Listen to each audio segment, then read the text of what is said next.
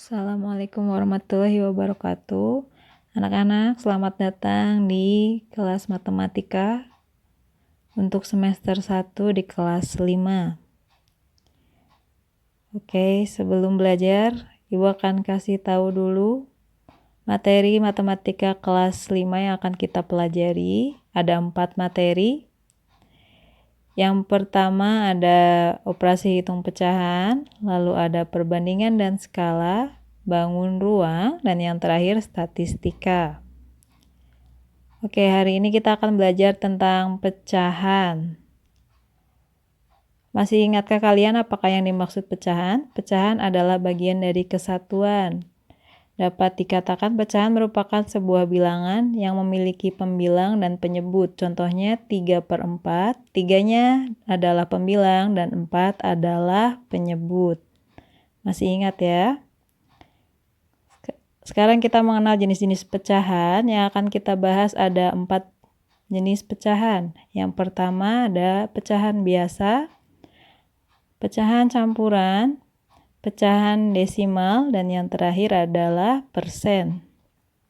Pertama kita akan belajar tentang pecahan biasa. Bilangan pecahan yang terdiri dari pembilang dan penyebut disebut pecahan biasa. Contohnya ada 2/3, 4/7, 1/2, 6/10, dan sebagainya. Bisa dilihat di gambar, itu ada yang menunjukkan 1/2, gambarnya seperti itu, 1/4, gambarnya begitu, 1/3, dan 3/4.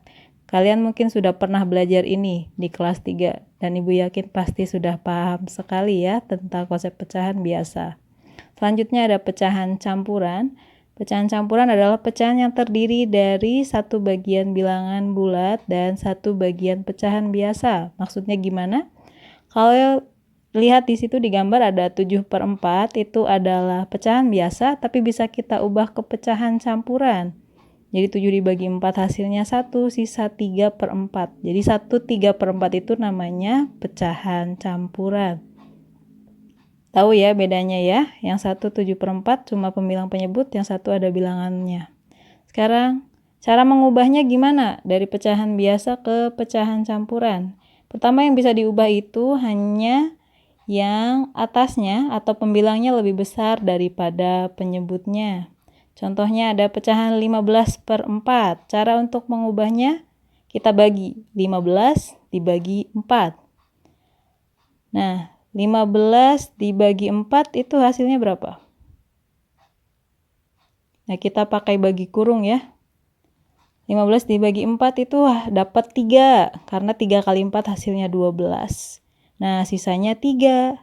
Jadi 15/4 itu ditulisnya 3/4. Lihat, hasil pembagiannya jadi bilangan bulat 3, lalu sisanya ditaruh kita atasnya, lalu 4 itu pembaginya. Jadi atas, bawah, samping. Hasil sisa pembagi. Jadi 15/4 itu menjadi 33/4. Sekarang pecahan desimal. Pecahan desimal adalah bilangan pecahan yang ditulis menggunakan tanda koma. Di situ ada contohnya. Nah, nilai tempatnya agak berbeda ya. Kalau bilangan bulat biasa itu kan ada satuan, puluhan, ratusan. Kalau di desimal, di belakang koma itu ada per seribuan, per seratusan, ada per sepuluhan. Jadi beda yang di belakang komanya ya. Sekarang kita lihat cara membaca pecahan desimal. Lihat angka itu. Dibacanya 123,456. Jadi di belakang koma enggak ada puluhan, ratusan. Dibacanya 456. Sekarang lihat kalau ini cara bacanya bagaimana? Ada yang tahu? Nah, dibacanya itu 0,25. Jadi bukan 0,25. Ingat dibacanya 0,25. Sekarang cara mengubah pecahan biasa ke desimal. Kalau bawahnya itu sudah 10, 100, atau 1000 dan seterusnya itu mudah ya. Lihat di situ. Kalau 3/10 Jadinya 0,3. Kenapa? Karena di bawahnya itu penyebutnya kan 10. Nolnya 1. Di belakang komanya juga 1. Terus selanjutnya 23/100 jadi 0,23. Karena 100 berarti di belakang komanya ada 2, 23. Nah, yang 3/100 itu kan harusnya di belakang komanya juga 2, tapi angka di atasnya cuma 3. Berarti di depannya kita tambah 0. Yang terakhir yang 125/1000 itu karena sudah pas 3 angka jadi 0,125. Sekarang kalau bawahnya atau penyebutnya belum 10, 100 atau 1000, kita harus diubah dulu supaya penyebutnya jenis 10, 100 dan 1000.